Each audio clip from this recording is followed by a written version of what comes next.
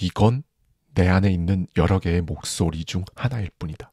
그리고 나는 이 목소리 말고 다른 길을 여러분은 성공합니다. 여러분이 그걸 원했기 때문이죠. 안녕하세요. 하와이 데저텍입니다. 한 해를 마무리하는 이 시기가 되면요. 이런 질문들을 한두 번쯤은 스스로에게 던지게 되죠. 올 한 해 나는 뭐 했지? 이룬 게 뭐지? 그 목표 왜 제대로 못했을까? 내년엔 올해보다 나아지려나? 물론 이 질문에 대한 답은 사람마다 다 다를 겁니다. 그렇죠? 올해 특별한 성취를 이룬 사람도 있을 거고요. 실패를 반복하며 좌절만 경험한 사람도 있을 거예요. 그런데 중요한 건요. 뭘 이뤘냐, 이루지 못했냐 이게 아닙니다. 진짜 중요한 건 스스로에게 이렇게 묻는 거죠. 지금 나는 무엇을 선택할 것인가? 새로운 해가 주는 기회는요. 단순히 달력의 날짜가 바뀌는 것에 있지 않아요. 진정한 기회는 성장 마인드셋을 통해 새로운 가능성을 발견하고 나를 더 나은 삶을 살도록 할 선택을 하는 데 있습니다. 그래서 오늘도요. 지난 시간에 이어서 마인드셋 이론으로 전 세계적인 주목을 받은 스탠퍼드 대학교의 심리학자 캐롤 드웨 교수의 마인드셋, 이 책 속에 담겨있는 인사이트를 가져와서요. 저자의 시선에 저의 생각까지 더해서 여러분과 함께 생각해보고 싶은 부분들 말씀드리도록 하겠습니다. 천재란 1%의 영감과 99%의 노력으로 이루어진다. 우리가 흔히 알고 있는 이 명언은 토머스 에디슨의 말로 널리 알려져 있다. 하지만 에디슨 자신이 과연 스스로를 천재로 여겼을까? 그의 삶과 업적을 살펴보면 에디슨은 단순히 순간적인 영감에 의존한 천재적인 발명가가 아니었다. 그는 끊임없는 노력, 집요한 실험, 그리고 협력의 힘을 통해 결과를 만들어낸 실용주의자였다. 오히려 우리가 흔히 떠올리는 고독한 천재라는 이미지는 신화에 가깝다는 것이다. 1879년 뉴저지 멜로파크에 위치한 토머스 에디슨의 연구실에서 인류 역사에 남을 전구가 발명됐다. 하지만 전구의 발명은 단순히 영감의 산물이 아니었다. 에디슨은 30명의 협력자들과 각고의 노력을 기울였다. 그의 팀에는 화학자, 물리학자, 유리세공사, 엔지니어 등 각 분야의 전문가들이 포함되어 있었다. 당시 에디슨의 실험실은 단순한 작업장이 아니었다. 그는 현대의 연구개발, 즉 R&D 개념을 처음으로 도입하며 세계 최초의 산업연구소를 설립했다. 이건 개인의 독창성에만 의존하던 전통적인 발명 방식을 넘어선 혁신적인 접근이었다. 연구소에는 당시 기준으로 최신식 장비가 갖춰져 있었고 팀원들은 각자의 전문성을 마음껏 발휘하며 협력했다. 그러나 전구 개발 과정은 실패와 도전의 연속이었다. 에디슨과 그의 팀은 3,000가지 이상의 소재를 실험하며 필라멘트를 개발했다. 결과에 도달하기까지 그들은 무려 1만 번 이상의 실패를 경험했다. 하지만 에디슨은 이 실패들을 부정적으로 보지 않았다. 그는 오히려 이렇게 말했다. 나는 실패한 적 없다. 단지 작동하지 않는 1만 가지 방법을 새로 발견했을 뿐이다. 그렇다. 그가 천재성을 타고났기 때문이 아니라 성장 마인드셋을 바탕으로 끊임없이 배우고 도전했기 때문이다. 에디슨의 어린 시절을 살펴봐도 그는 우리가 흔히 떠올리는 타고난 천재와는 완전히 거리가 멀었다. 에디슨의 전기를 집필한 폴 이스라엘은 그를 평범하고 일반적인 소년이라고 기억한다. 에디슨은 어렸을 때부터 실험과 기계 다루기에 흥미를 보이긴 했지만 당시 중서부 지역의 소년들에겐 그리 특별한 일이 아니었다. 그 시대의 삶 자체가 기계, 기술과 밀접했기 때문이다. 에디슨을 특별하게 만든 것은 끊임없는 호기심과 추진력이었다. 그는 실패를 두려워하지 않았으며 뭔가 배우는 걸 멈추지 않았다. 어린 시절 학교에서는 선생님으로부터 산만하고 배움이 힘든 아이라는 평가를 받았지만 그의 어머니는 에디슨의 호기심을 격려하며 혼자서도 공부할 수 있는 환경을 마련해 주었다. 젊은 시절 대부분의 동료들이 안정된 직업을 찾아 떠나는 동안 에디슨은 도시를 떠돌며 전신 기술에 대해 배우고 실력을 쌓았다. 그는 도전과 실패를 거듭하며 발전했고 이를 통해 기술 혁신의 기반을 닦을 수 있었던 것이다. 그리고 이렇게 말했다. 인간의 가장 큰 약점은 포기다. 성공하려면 반드시 한 번 더 시도해야 한다. 그렇다. 에디슨의 삶은 성장 마인드셋의 대표적인 사례라고 볼 수 있다. 그는 실패를 학습의 기회로 삼고 도전을 두려워하지 않았으며 끊임없이 배우고 협력했다. 이러한 태도가 그를 성공으로 이끌었다. 그의 성공은 노력, 끈기, 그리고 실패를 극복하는 자세에서 비롯되었다. 그리고 그는 혼자가 아니었다. 그의 업적은 수많은 사람들과의 협업, 그가 구축한 시스템, 그리고 배움에 대한 열정의 결과값이었던 것이다. 가장 강한 종이 살아남는 것이 아니라 가장 잘 적응하는 종이 살아남는다. 찰스 다윈의 이 말은 진화론의 본질을 꿰뚫는 표현으로 그의 대표작 종의 기원의 핵심 메시지를 함축적으로 담고 있다. 다윈의 이 책 역시 단순히 한 천재의 순간적인 영감에서 비롯된 것이라고 생각한다면 그 또한 오해다. 종의 기원은 다윈이 반평생에 걸쳐 축적한 연구, 수많은 동료와의 협업, 그리고 끊임없는 실패와 시도를 통해 완성된 작품이었으니까.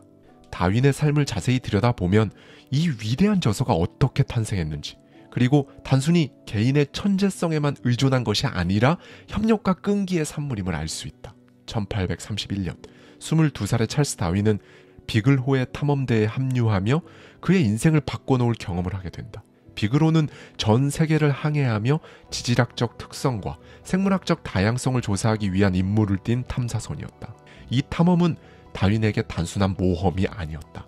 그는 동식물을 세밀하게 관찰하며 생물들이 도대체 어떻게 환경에 적응하며 살아가는지에 대한 질문을 품기 시작했다. 특히 갈라파고스 제도에서 관찰한 핀치새와 거북이들을 통해 자연선택 이론의 단서를 얻게 된다. 갈라파고스 제도의 핀치새들은 섬마다 부리의 모양과 크기가 다 달랐다.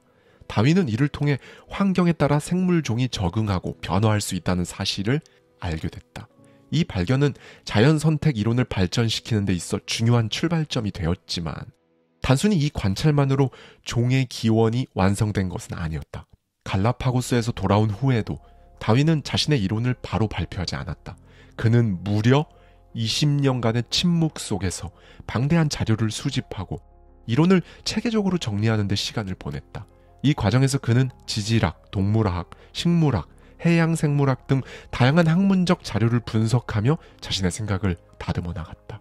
다윈 역시 에디슨과 마찬가지로 혼자서 이 모든 작업을 해내지 않았다. 그는 과학계의 동료들과 활발히 소통하며 자신의 이론을 발전시켰다. 끊임없이 노트에 생각을 정리하고 초안을 작성하고 버리는 과정을 반복했다. 종의 기원 초안은 무려 8번 넘게 다시 쓰여졌다. 그는 자료를 검토하고 재확인하는 데 심혈을 기울였다. 오늘날 클래식 음악의 아이콘으로 흔히 음악의 천재로 불리는 볼프강 아마데우스 모차르트는 어떠한가? 그의 이름은 천재성과 마치 동의어처럼 여겨지지만 우리가 알고 있는 모차르트의 걸작들은 오랜 시간의 노력과 끊임없는 배움의 결과였다는 사실을 쉽게 알 수 있다. 어린 시절의 모차르트는 확실히 천부적인 음악적 재능을 보이긴 했지만 그의 초기 작품들은 지금의 걸작들과는 거리가 상당히 멀었다. 초기 모차르트의 작곡들은 독창적이기보다는 다른 작곡가들의 작품을 모방하거나 짜집기한 수준으로 평가되었다.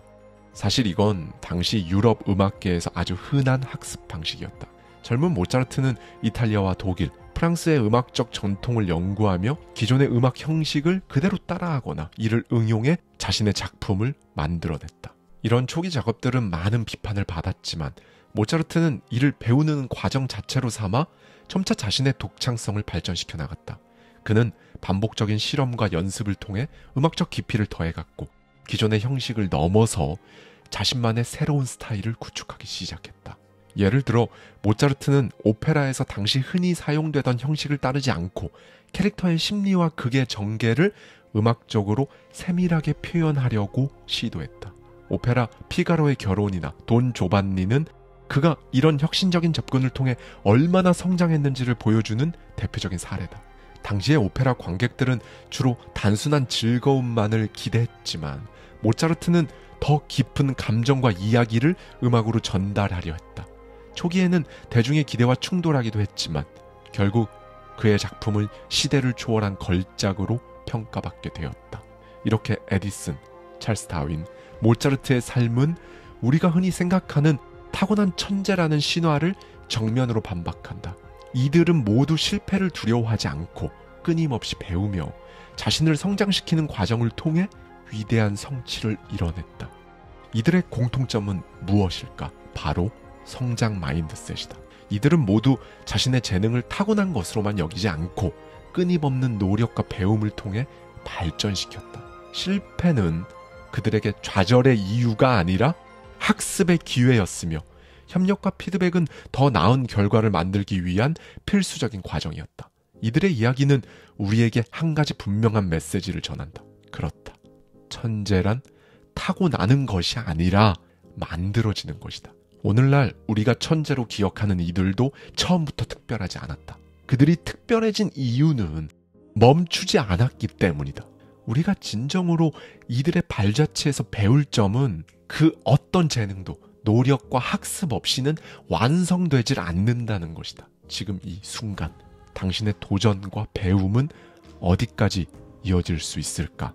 천재는 만들어진다. 그리고 그 천재는 바로 당신이 될 수도 있다. 스포츠는 타고난 재능이라는 개념이 가장 강하게 자리 잡은 분야 중 하나다. 심지어 전문가들조차 선천적인 재능을 절대적인 것으로 여기는 경우가 많다. 스포츠에서의 성공은 마치 신체적 능력이나 움직임이 태어날 때부터 타고나야만 가능한 것처럼 보인다. 그래서 스카우터와 코치들은 눈에 띄는 재능을 가진 선수를 찾기 위해 늘 혈안이 되어 있으며 구단은 그런 선수를 확보하기 위해 막대한 비용을 지불하며 치열하게 경쟁한다. 그러나 이 믿음, 과연 진실일까? 운동선수에게 요구되는 신체적 재능은 마인드보다 더 쉽게 눈에 띈다. 키, 체격, 민첩성 등은 한눈에 파악할 수 있고 트레이닝과 연습의 결과도 비교적 쉽게 측정되기 때문이다. 이런 이유로 사람들은 스포츠에서의 성공이 선천적인 능력, 즉 타고난 신체 조건에 크게 좌우된다고 믿는 것이다. 그러나 이 믿음이 지나치게 강조되면 노력과 훈련의 중요성은 간과된다. 스포츠에서의 성공은 단순히 신체적 조건이 아니라 끊임없는 연습, 훈련, 그리고 정신적 강인함이 필요하다. 이러한 사실을 증명한 대표적인 선수가 바로 마이클 조던이다. 많은 사람들에게 농구 역사상 최고의 선수로 기억되는 마이클 조던의 성공, 처음부터 보장된 것이 아니었다. 오히려 그의 여정은 실패와 좌절로 점철되어 있었다. 잘 알려진 이야기 중 하나는 조던이 고등학교 시절 농구팀에서 탈락했던 경험이다. 당시 그는 키가 작고 기술적으로도 부족하다는 이유로 주전 선수로 발탁되지 못했다. 이 좌절은 어린 조던에게 큰 충격이었다. 그러나 그는 이 실패를 포기의 이유로 삼지 않았다. 그의 어머니는 이렇게 말했다. 원점으로 돌아가 열심히 훈련해라. 성공은 스스로 만들어내는 것이야. 조던은 매일 아침 6시 집을 나섰고 학교에 가기 전 훈련장으로 향했다. 약점으로 지적받았던 수비, 볼 핸들링, 그리고 슛을 보완하기 위해 매일 끊임없이 연습했다. 그의 노력은 주변 사람들에게 마저 감동을 줄 정도였다. 당시 코치들조차 이렇게 말했다. 그 누구도 조던만큼 열심히 하지를 않는다. 조던은 대학 시절 두각을 나타내긴 했지만 NBA에선 처음부터 주목받는 스타는 아니었다. 1984년 NBA 드래프트에서 그는 전체 3순위로 시카고 불스에 지명되었다. 하지만 앞선 두 팀은 조던을 선택하지 않았다. 지금 우리가 조던을 농구의 신으로 부르는 것을 생각하면 당시 이 선택은 큰 실수처럼 보인다. 그러나 그때의 조던은 단순히 유망한 선수에 불과했다. 그렇다. 지금 그의 이름 앞에 붙은 모든 찬사는 그가 자신의 노력과 성장을 통해 스스로 만들어낸 결과물이었던 것이다. 한 번은 시즌 마지막 경기를 패배한 후 조던은 곧바로 훈련장으로 향해 몇 시간 동안 슛 연습만 했다. 이미 끝난 시즌이었지만 다음 시즌을 준비하기 위해 지금 내가 무엇을 해야 하는지 그는 분명히 알고 있었다. 조던은 성공의 절정에 올랐을 때도 스스로를 훈련시키는 일을 멈추지 않았다. 그의 팀 코치였던 존 바크는 조던을 가리켜 이렇게 말했다.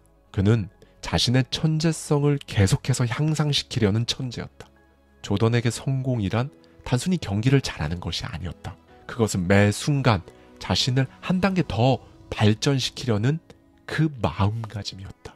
나는 내 커리어에서 9,000번 이상의 슛을 놓쳤다. 거의 300경기에서 패배했다. 버저비터를 26번이나 놓쳤다.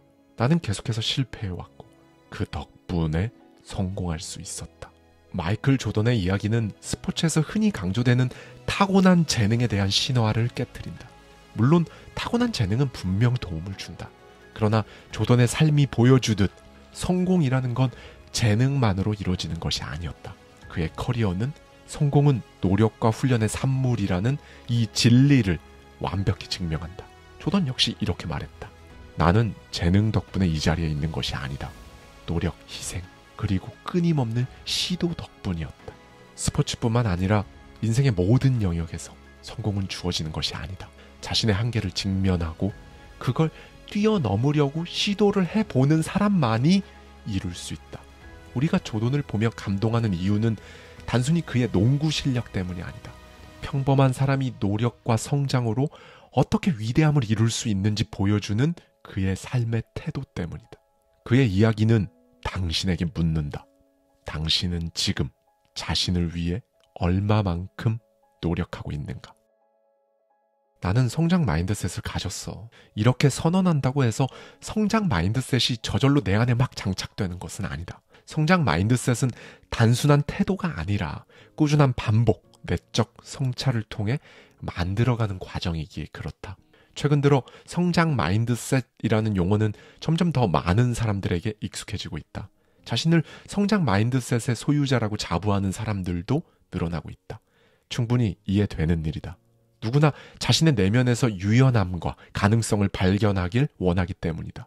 그러나 자신이 진짜 성장 마인드셋을 가지고 있는지 스스로에게 묻는다면 답은 어떨까? 한 저명한 교육자는 이렇게 말했다. 요즘에는 교육자가 고정 마인드셋을 가졌다고 말하기만 해도 비판을 받는 그런 시대가 됐습니다. 또 한 학교의 교장은 이런 일화를 들려줬다. 한 교사가 제게 와서 따지더군요. 지금 제가 고정 마인드셋을 가졌다고 말씀하시는 건가요? 이렇게 말이죠. 이렇게 고정 마인드셋을 인정하는 것 자체가 부정적인 것으로 여겨지는 분위기가 조성되고 있다. 그러나 이건 잘못된 생각이다.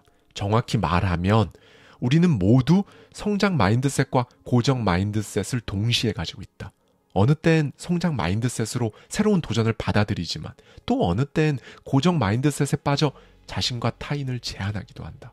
그래서 중요한 질문은 이것이다. 무엇이 우리의 고정 마인드셋을 자극하는가? 어떤 사건, 상황이 나로 하여금 스스로를 제한하거나 타인의 가능성을 낮게 보도록 만드는가? 어떤 순간에 발전이 아닌 심판의 렌즈로 세상을 바라보게 되는가?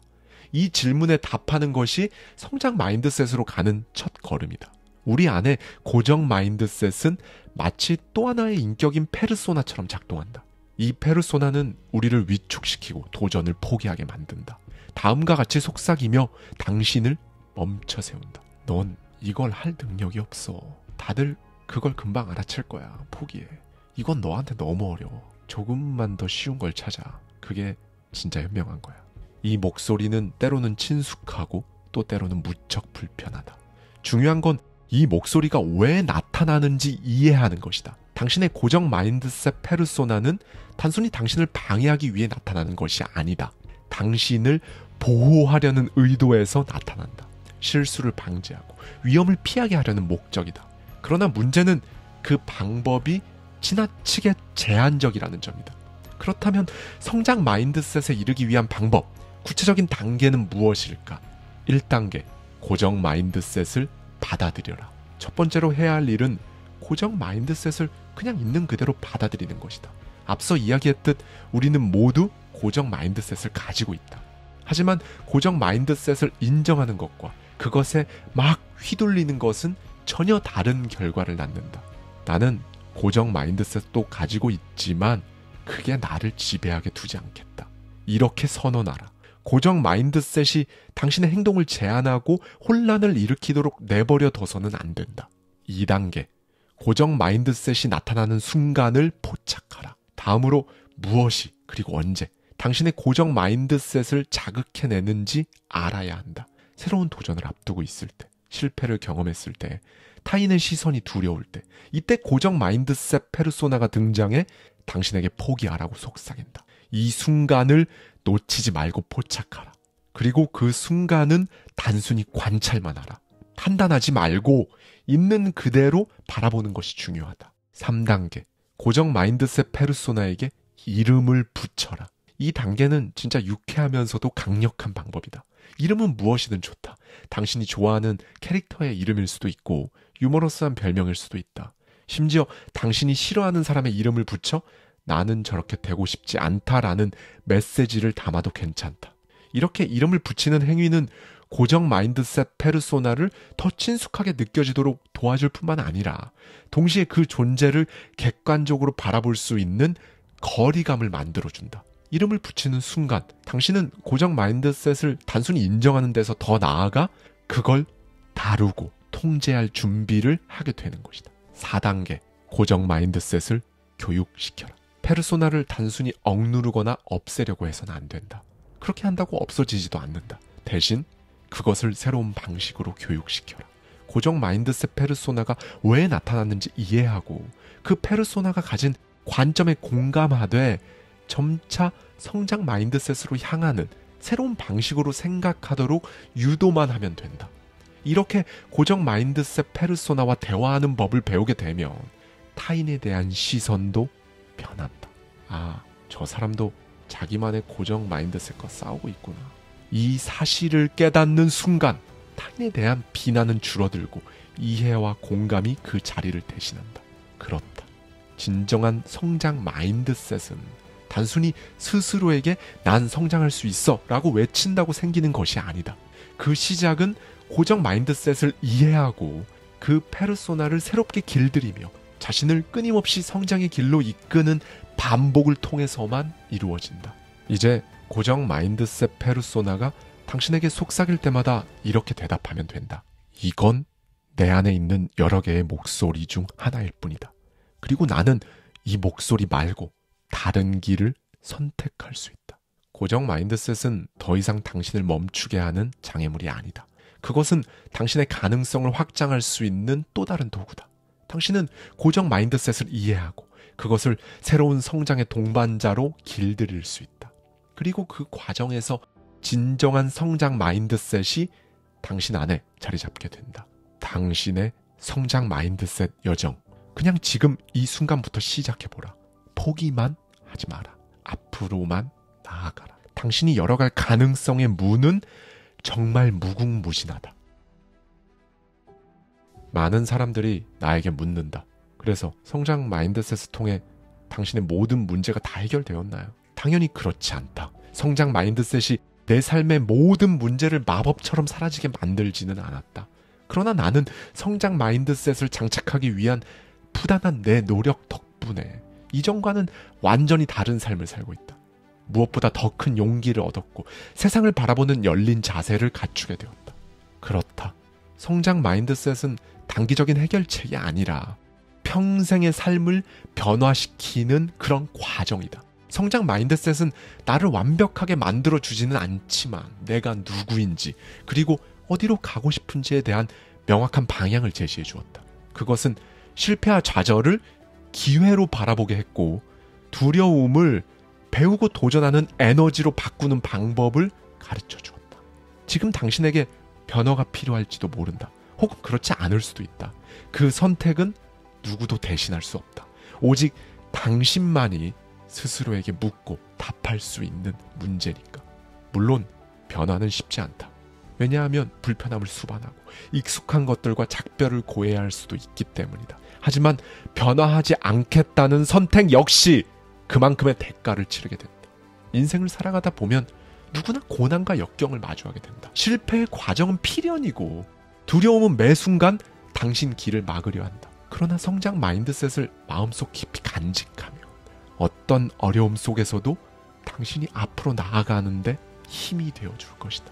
성장과 성공 절대로 한순간에 이루어지지 않는다. 그냥 한 걸음씩 조금씩 앞으로 나아가는 그런 작은 선택들의 결과가 바로 성장과 성공이다. 이제 선택의 시간이다. 당신은 오늘 어떤 길을 선택할 것인가? 익숙함 속에 머무를 것인가? 아니면 불확실하지만 가능성이 가득한 새로운 길로 나아갈 것인가? 길은 걷는 자만이 만들 수 있다. 감사합니다. 지금까지 하와이 대저택이었습니다. 저와 함께 매달 한 권씩 책 속에 담긴 격렬한 통찰을 통해 한 단계 더 성장하고자 하는 분들은 아래 고정되어 있는 댓글을 참고해 주세요.